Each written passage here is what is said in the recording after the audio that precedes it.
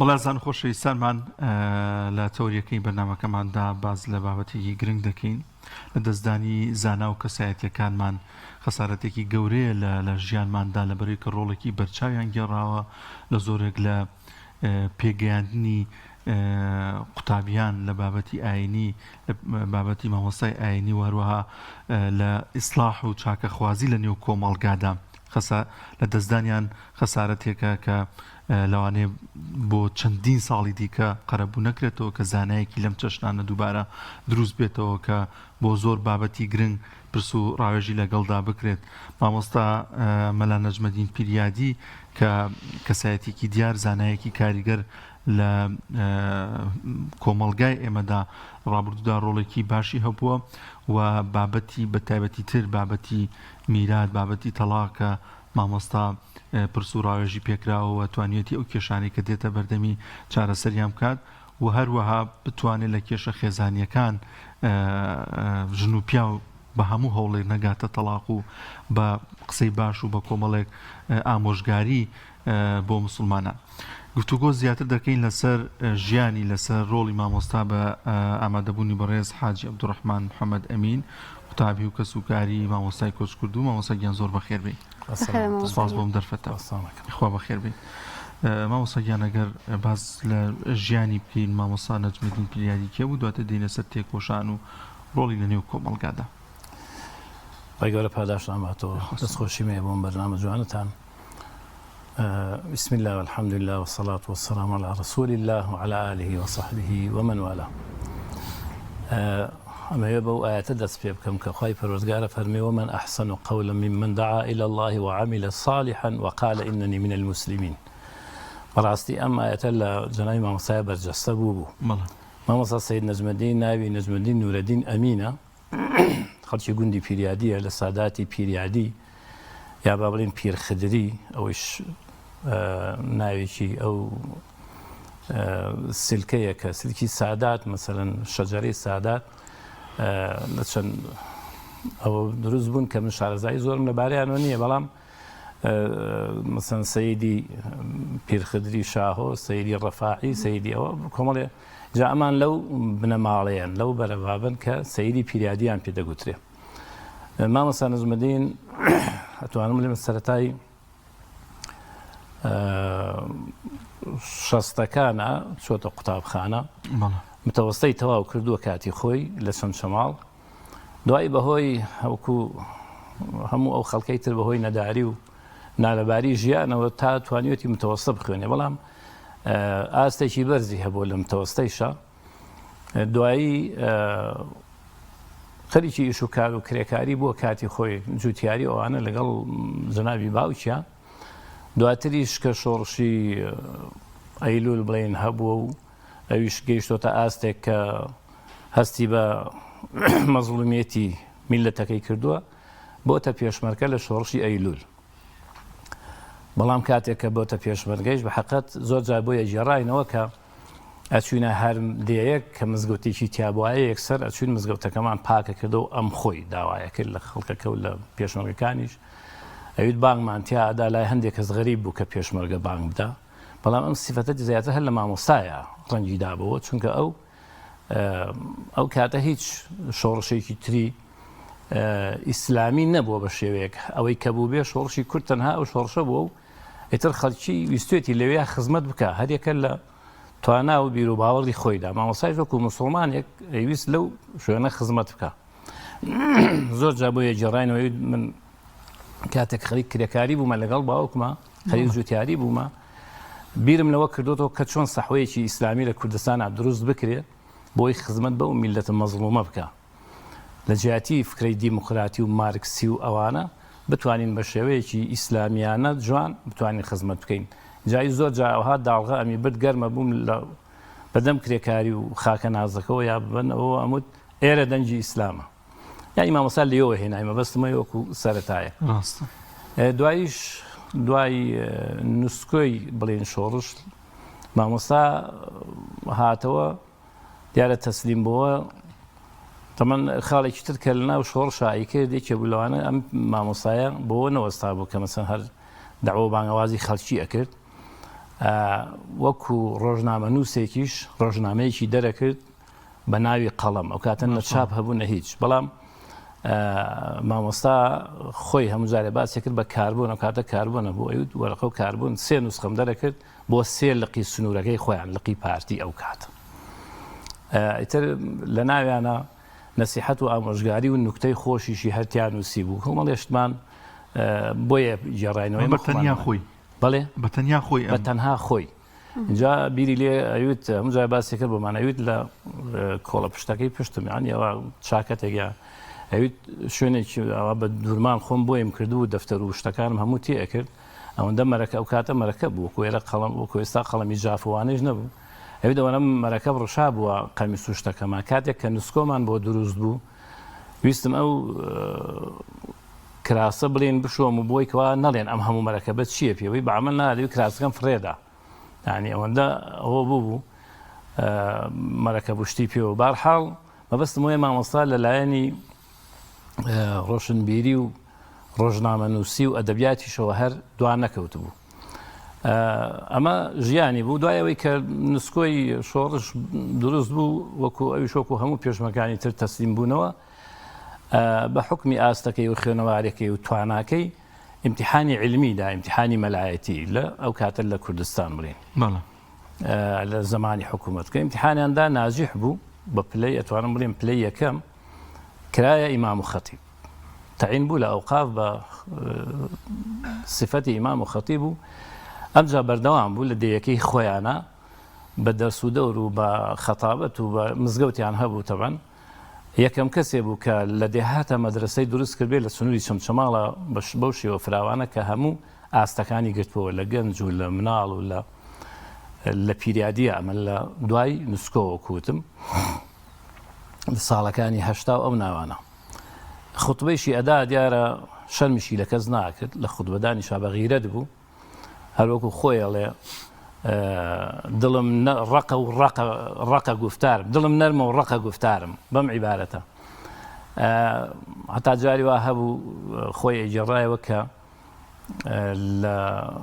راپۆرتیان لەسەر نووسی ئەلی جارێکیان لە خۆتبە دوای خۆتبەوەمانە راپۆرتێکیانم سەر نووسی بوو دابیانە ئەمنی چەمچەماڵ و دابیانە پێشمەرگەیش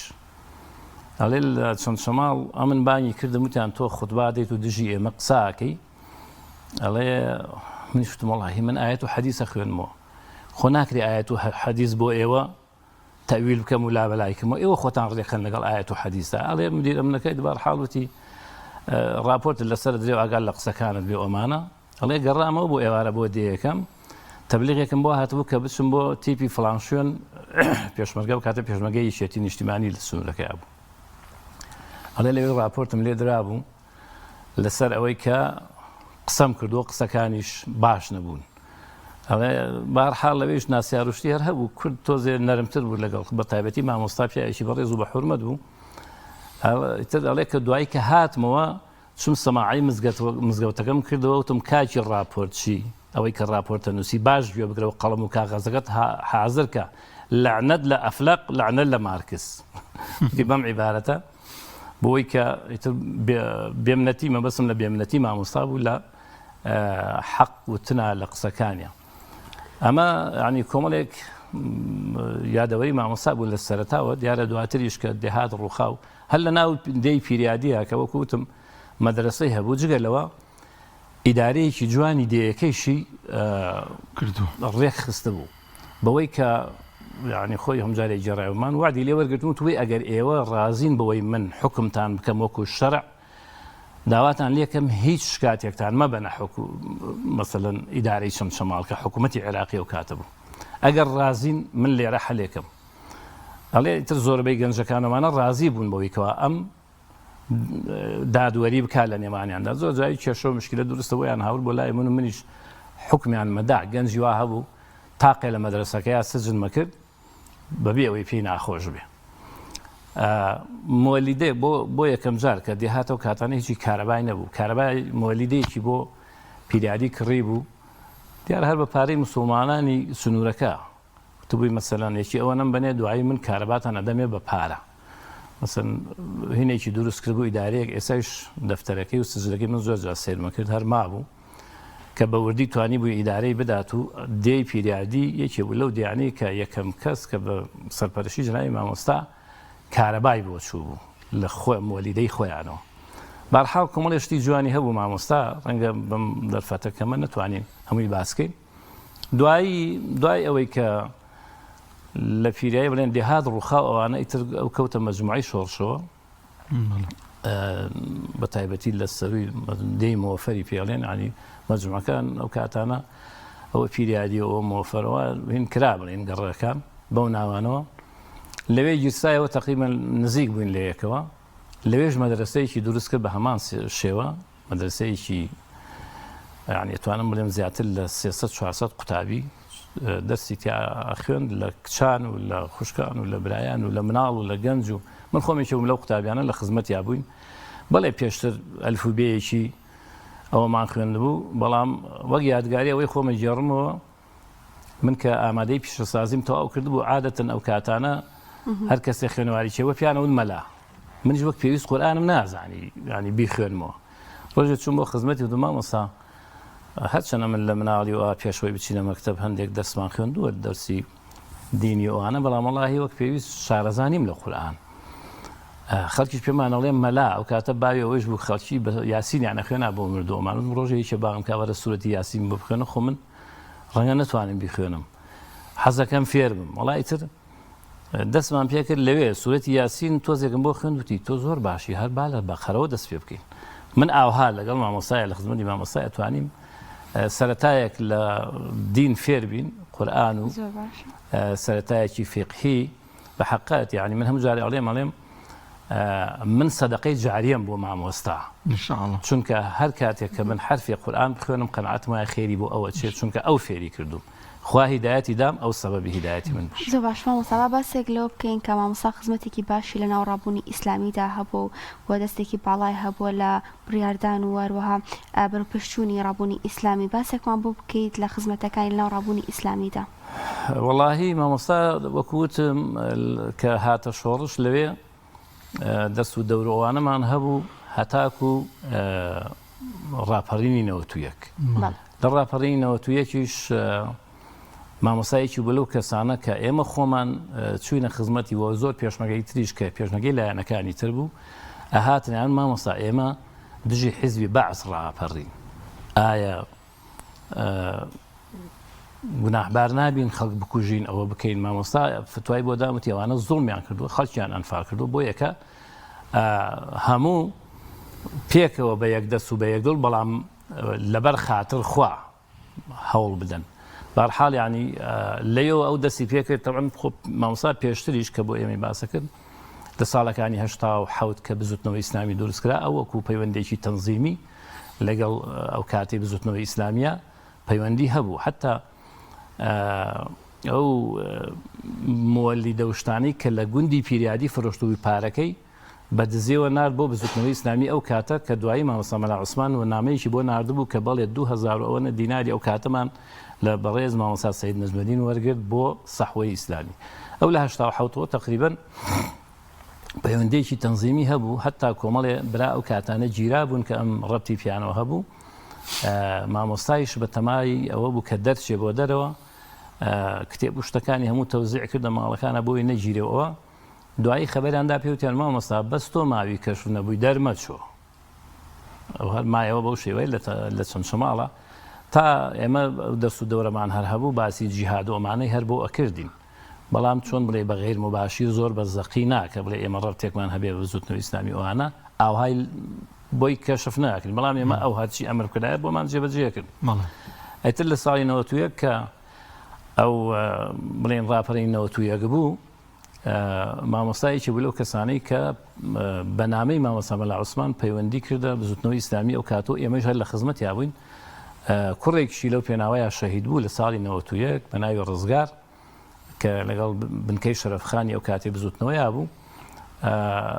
لە معسکەر خالید شەهید بوو تەرمەکەشی نەدۆزرایەوە مامۆستا بەو شێوەیە خەریک بووین تا بڵێن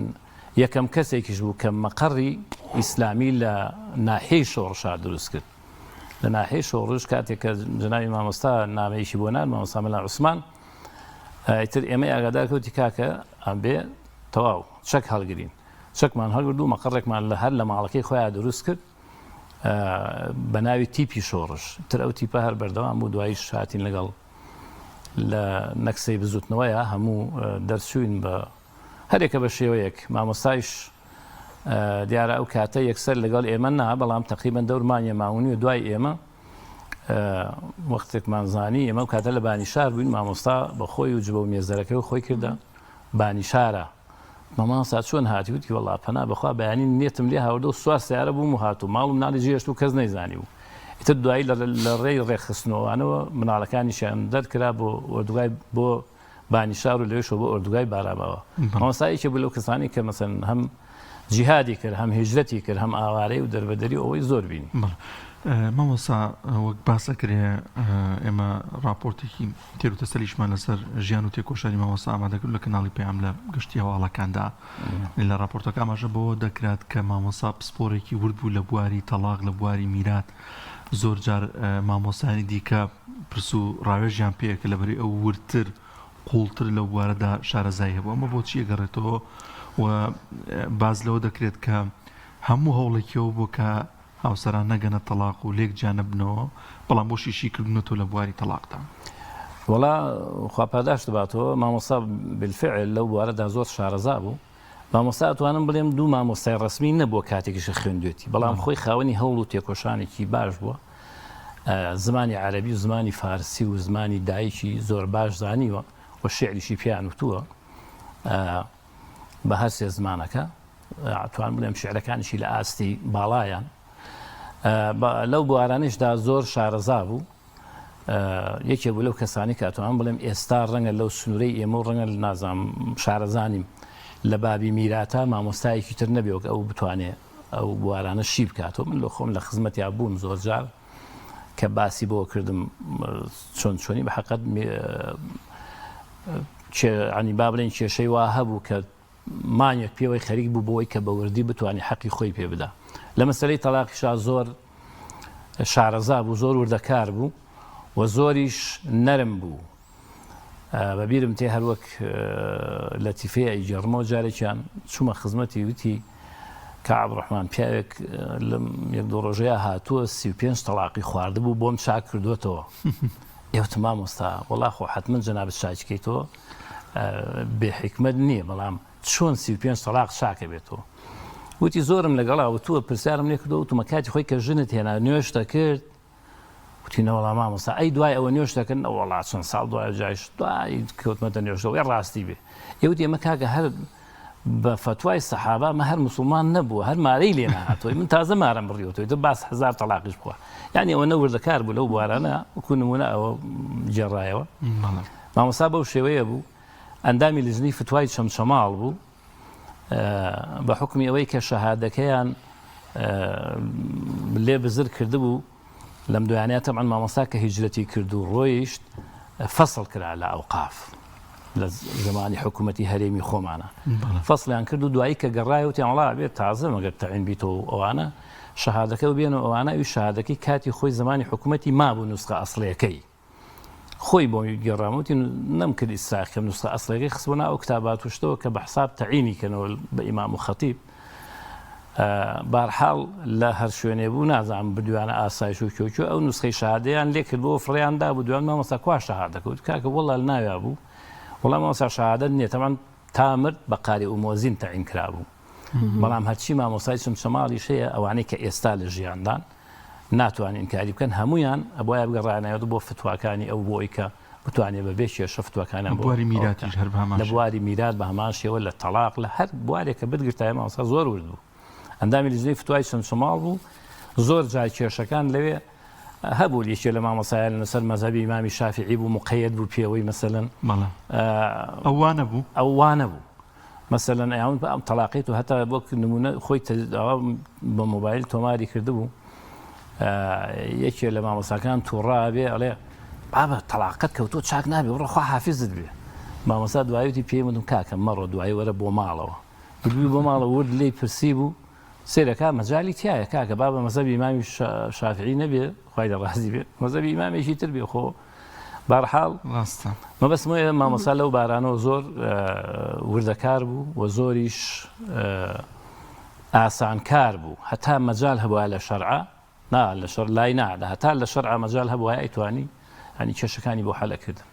مامۆستاوەکو باس دەکرێت مامۆستا گرنگێکی باشی بەلایانی ئەدەبیدا و وەبزانم خۆشی شاعیر بووە ئەگە باسێکم لەوەش بۆ بکەی بزانم ئایا خۆی دەستی نووسینی هەبوو چ شتێک چ بابەتێکی زیاتر ئەنووسی مامۆستا وەڵاهی مامۆستا لە مەسەلەی ئەدەبیاتە خاوەنی کۆمەڵێ ینی خاوەنی دیوانێکی زۆر جوانە بەڵام بەداخەوە هەت زۆر هەوڵمانەدا کە خۆی ئامادە نەبوو چاپی بکات لە ژیانی خۆیدا شعرەکانی زۆر بەرزن ئاستیان زۆر بەرزە بە عەرەبی بە فارسی بە کوردی شعری هەیە حتا لە بواری شانۆیشە مەسەلەن شتی نووسیوە من خۆم پێشەوەی بێمە خزمەت جەنابتانەوە شتێکیان پێدام تۆزێ سەیرم کرد لە مۆبایل ینی بە شیعر شانۆگەری نووسیوە کە حتا خۆی رێت چۆن کەمران ئاوها بکات چۆن حرەکات بکات چۆن بێت چۆن بڕە زۆر وردەکارە بوو لەو بوارانەیە شعری زۆری هەیە شعری کۆمەڵایەتی هەیە شعری ئاینی هەیە بەڵام ئەوەندەی ئاگام لێ بێ شعرە کۆمەڵایەتیەکانی هەوڵێدا زیاتر نەیهێڵێ لە ناو خەڵکە هەر شعرە ئاینەکان و جیهادیەکانی و ئەوانەی بمێنێتەوە بە حەقەت یعنی لەو بوارەیشا زۆر سەرکەوتوم کۆمەڵی شعری ملایە ئەگەر مەجال وەک مامۆستا تا ئامادەشێکگەنە گفتووی کورد بکەین یعنی یەکێک لەو شتە جوانانەیەوە بوو ڕووخۆش بوو هەم دەمبە خەندە بوو ئەوەی سیفەتێکی زۆر زۆر جوانە ینی کەم کە زێ لەوانەیە بۆ چەش نەبێت یاخود زۆر جار بە لاالوتێکە و جوابتێ هاتو یا پرسیارێکی لێ بکە یان هیلاک بێ بەوەی کە زۆر وردەکاریەکانی پێ بڵێ مامۆستا ئەوەندە نەرمونیان بوو لەگەڵ خەڵکە یعنی پرسیارێکە لێ بکردایە ئەو لە جوابەکەی نابەوە هەتا خۆت پرسیاری دۆم دەکەی یعنی بە کورتی تۆی بەجێ ناهێشت قەنعەتکە جاری وا بۆ ئەو کاتانی کە قوتابی بوون و هەر کاتێ بچینای خزمەتی یعنی تا یەکی شەو دانیشتین لە خزمەتی تێر نابووین مەجلسی ئەوەندە خۆش بوو حکایەتێکی بۆ باسە کردی بەڵام دەستی تیا بوو حکایەتەکەی باسێکی یعنی باسەکانی ئەوە نەبوو هەر تەنها ئاەت و حەدیث و ئەوە ئاخر ئینسان بەردەوام خەریکەوە بێت جار وایە مەسەن بێتاقەتە بێ بەڵام ئەو بیویستایە باسی حەدیثە یا باسی شتێکی بۆ بکردیتایە حکایەتێک عن بەسەرهاتێکی حەقیقی خۆی یا هی کەسێکی ئەجێڕایەوە هەم خۆش مەجلیسەکەت خۆشە بوو هەم جوانیش وەرتەگردیانی ئەوەی کە ئەو بابەتە ئەدەبیانەشی چێژی بەخشی و بە مەجلیس و بە کۆڕ و کۆبوونەوەکانی مامۆستا یعنی مەجلیسی زۆر خۆش بوو هەموو کەسێک جێ بۆ لە مەجلیسیە مامۆستایەکی بلەو کەسانەی کە حتا خاوەن پێداویستی تایبەتەکان بەخشراوەکان ئەوەندەی مامۆسایان خۆشەویست یعنی ئاخر خۆوانە هەموو زۆر ڕووناکدنە خەڵک بەڵام مامۆسایەکی بلەو کەسانەی کە هەموو ئەوانەشی بەسەرە کردەوە ینی وش یادگاری خۆشیان هەیە کە مەسەلەن لەگەڵیانە هەی بووە مامۆستا بەڵام بەداخەوەی تر مامۆستا گۆشەگیر بوو لەم دوایانەیە هەندێک شتی زاهریشی هەبوو خەڵک بەو زاهرە حکمێدا جاری وا هەبوو متهمەکرا بە هەندێک شت کە وانە وەڵام من هەندێک لە شێعرەکانی ملایە بەڵام زۆر بە ئەوە هینم کردووە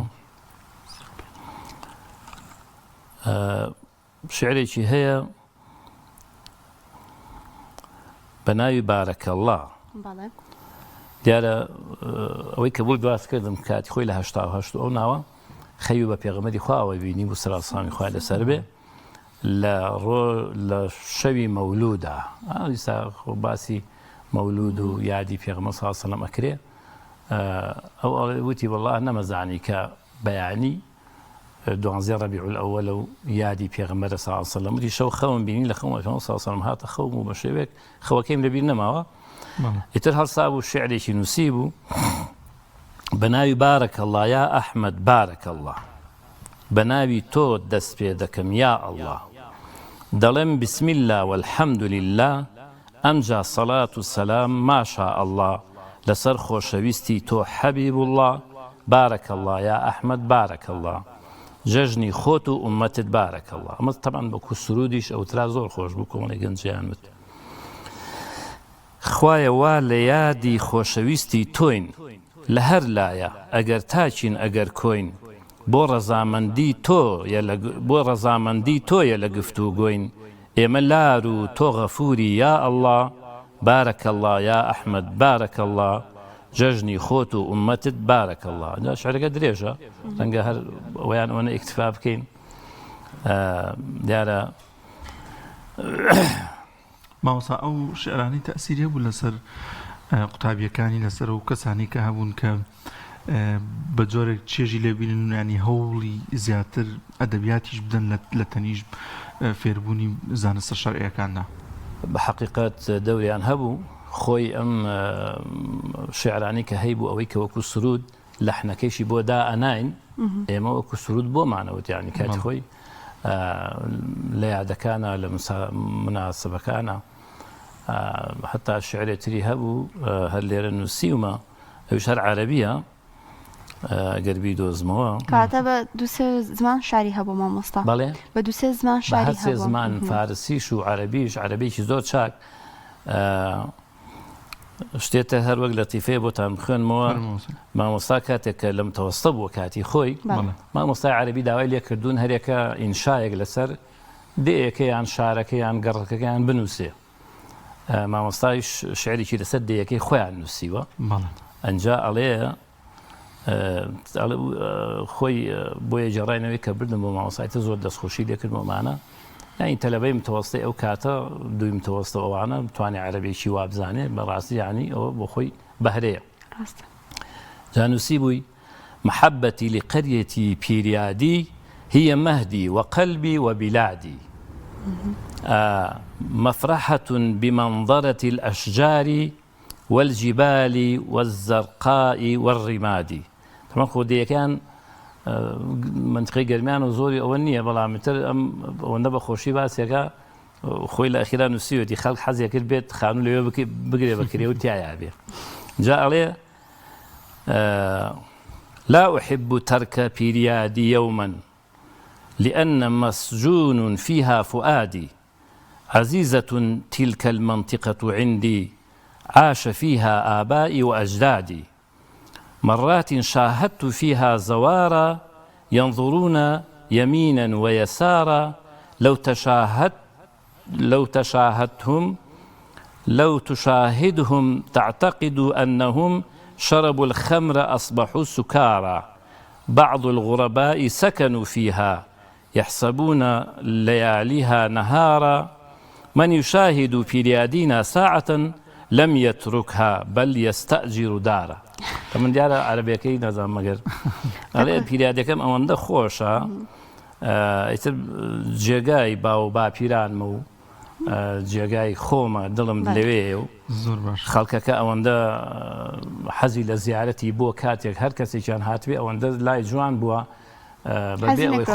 خەمریش بخواتەوە سەرخۆشە بوو ئەوەندە سەیری ئەم لاولایە کرد مامۆستاگیان دەرفەتمان تەواو بوو ینی هەر چەندین بەرنامەی دیکە حتمما ژیان و تێکۆشانی مامۆستا تاو نابێت لەوانەیە ئێمە بڵێم کاتەکەمەیە حەقمان بە ژیانی نەدابێ بەڵام ئەمە شەرگانی زانیاری بوو لە تێکۆشانی لە ژیانی مامۆستایان بۆ نەوەی ئێستا کە ئێمەش لەم کۆمەڵگای ئێمەدا زانەی لەم چەشنەشمان هەیە دووبارەی خۆ بەخێر مامۆستاگیان مامۆستا حاجی عەبدوڕەحمان محەممەد ئەمین کە جەنابیان قوتابی و کە سوکاری مامۆستای کۆچکودیە خوا بەخێر بێ